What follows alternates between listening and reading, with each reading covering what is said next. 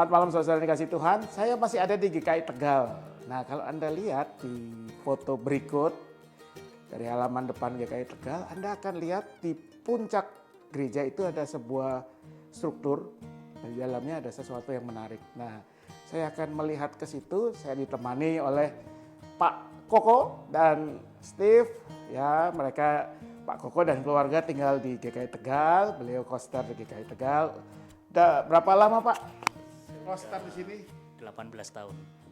18 tahun. Waduh. Lucu saya. Berarti masih bujangan dulu kali ya. Oh iya. Nah, ya ini kalau di gereja kita ini Pak Ratim. Ya, kalau di gereja kita ini Pak Ratim Pak Koko ini ya. Nah, saya akan ditemani oleh Pak Koko ke Steve menuju ke atas. Kayak ini katanya jalannya agak membungkuk-bungkuk, agak pokoknya nggak tahu lah, ntar kita lihat aja ya. Mari yuk kita lihat ya.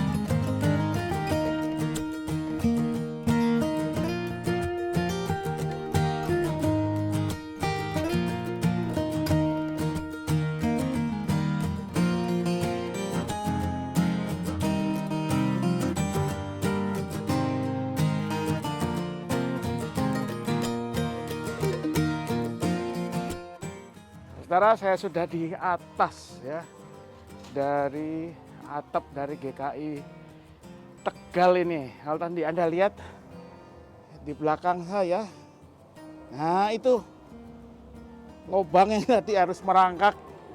Nah, wow. Ya, pemandangannya. Ya.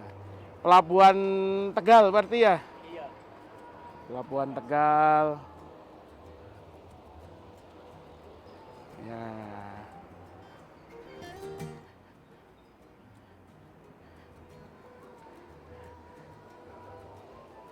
Nah, itu saudara bendanya. Menara Lonceng.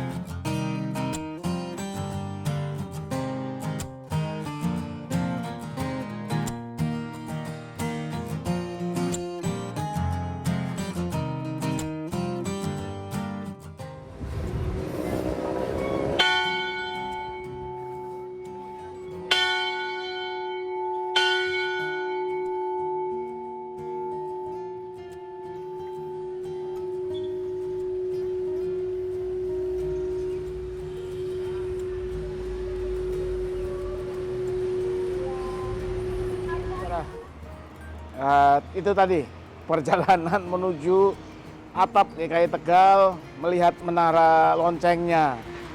Ya, saya lanjutkan rekaman di sini saja di bagian depan dari gedung serbaguna, gedung Ebenezer namanya ya. Gedung ini diresmikan tahun 85. Kenapa di sini? Karena tadi sebelah di atas saya sudah merekam, tapi rupanya saya salah pencet, jadi rekamannya tidak bisa dipakai. Kalau disuruh balik lagi tidak mungkin, secara satu susah, panasnya luar biasa. Jadi saya selesaikan rekaman ini di sini saja ya. Jadi tadi menara lonceng GKI Tegal ya, usianya sudah sangat tua, 100 tahun lebih loncengnya. Tadi saya ditemani oleh koster Pak Koko bersama putranya Steph ya. Jadi kalau Anda lihat Pak Koko yang bantu manjat, saya tidak berani ya. Naik ke menara lonceng itu pun dia sempat terpleset. Jadi kalau video yang tidak diedit itu ada, Pak Koko kepleset, jatuh sedikit. Terima kasih sekali untuk Pak Koko yang sudah membantu saya ya bisa merekam Lonceng itu dengan inskripsinya, dengan tulisannya. Tulisannya seperti ini.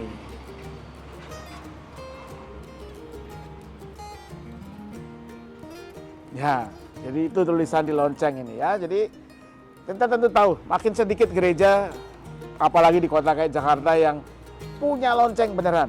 Ya, seingat saya sedikit ya, Gunung Sahari itu punya lonceng, GKI Gunung Sahari masih digunakan.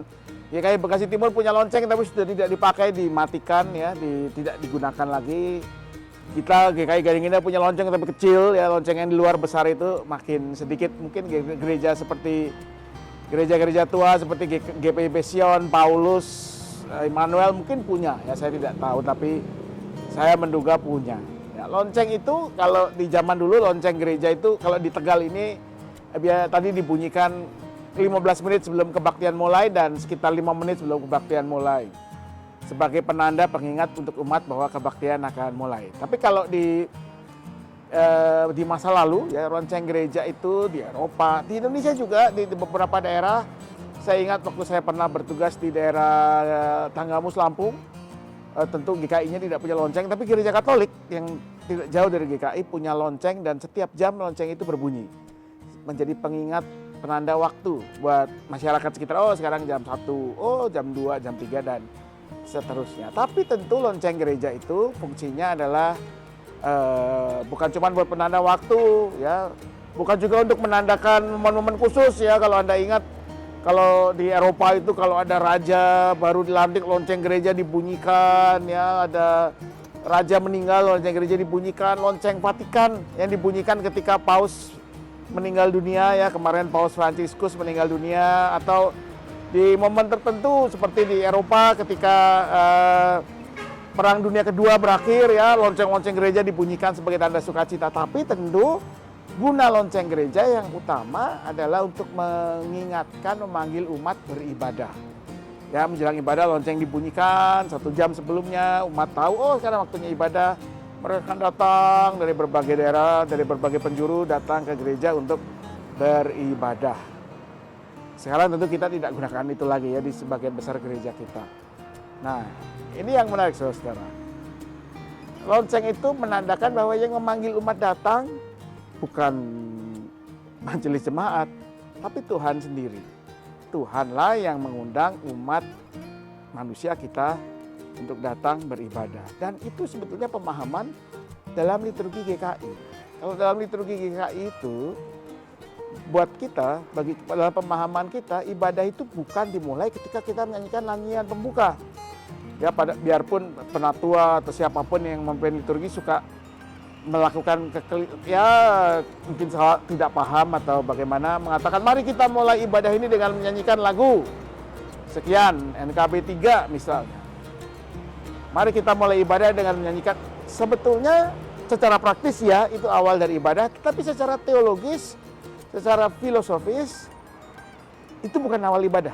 Awal ibadah itu adalah ketika dalam votum pelayan liturgi mengatakan ibadah ini terjadi hanya karena kasih karunia Allah, pencipta langit dan bumi yang tidak pernah meninggalkan ciptaannya, yang mengundang umatnya untuk beribadah. Karena dalam liturgi GKI dihayati bahwa kita ini beribadah karena Tuhan yang mengundang kita datang, kita beribadah, yang melayakkan, memampukan kita untuk beribadah dalam ibadah.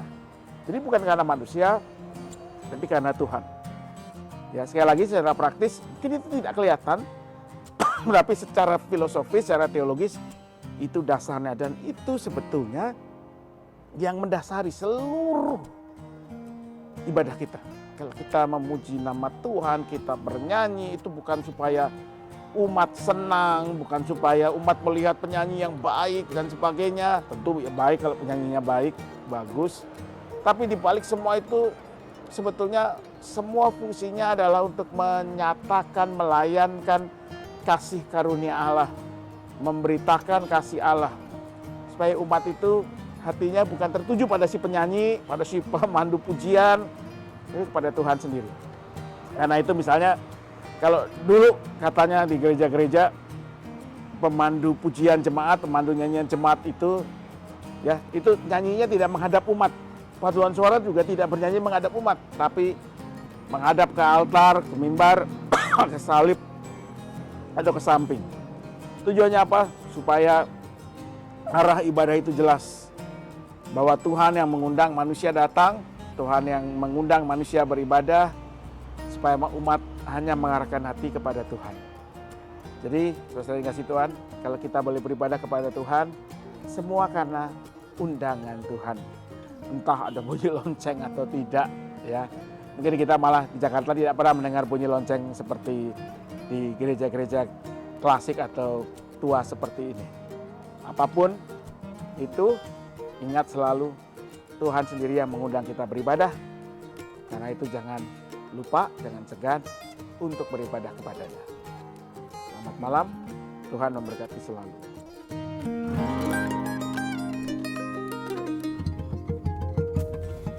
Mari kita berdoa.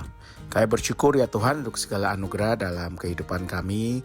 Anugerah yang mestinya membuat kami juga rindu untuk selalu datang kepadamu. Karena itu biar kami tidak menjauhkan diri dari pertemuan-pertemuan ibadah. Biar kami tidak menjauhkan diri dari persekutuan dengan saudara-saudara seiman kami dimanapun kami ada. Bahkan ketika kami mungkin terkendala jarak, waktu, ruang, ini biarlah kami juga mau tetap bersekutu dengan menggunakan segala sarana teknologi yang Engkau anugerahkan kepada kami. Biar dengan demikian kami membangun hidup persekutuan yang baik yang sungguh menjadi berkat bagi sesama kami. Kami mau berdoa untuk kehidupan kami, biarlah dalam segala kesempatan yang Tuhan berikan, kami boleh menjadi berkat bagi siapapun yang Tuhan anugerahkan untuk ada di sekitar kami.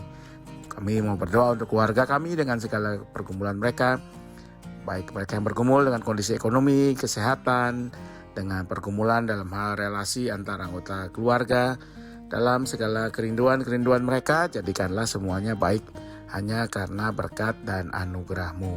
Kami mau serahkan setiap kami, baik kami yang masih kecil, masih muda, kami yang sudah dewasa, bahkan kami juga yang telah berusia lanjut, kami percaya dalam semuanya Engkau tetap memanggil kami untuk selalu datang kepadamu, untuk selalu memberikan diri hati kami dalam persekutuan denganmu, dengan sesama kami. Maka biarlah dalam semuanya apa yang baik dari Tuhan itu yang boleh terus kami alami, kami terima, kami syukuri, kami bagikan dengan seluruh kehidupan kami. Kami mau menyerahkan juga istirahat kami malam hari ini hanya dalam tangan kasih Tuhan. Biar besok kalau kami masih diberi kesempatan bangun kembali dengan kesegaran baru, dengan panggilan baru dari Tuhan. Dalam nama Yesus Kristus kami berdoa. Amin.